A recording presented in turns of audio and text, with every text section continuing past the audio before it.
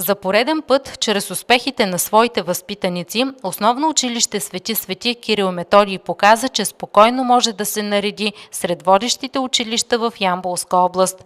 Ученикът от 7 клас Георги Желязков се представи отлично на тазгодишните национални олимпиади, организирани от Министерството на образованието и науката.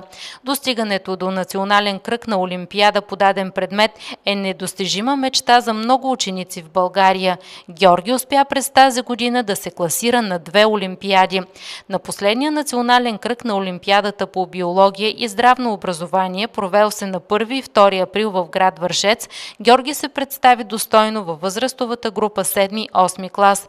Отлични резултати ученикът постигна в заключителния кръг на Олимпиадата по история и цивилизация, който се проведе на 18 и 19 април в Пловдив.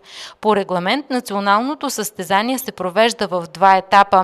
Първият етап се състои в решаване на тест от теоретични задачи, вторият в решаване на практически задачи.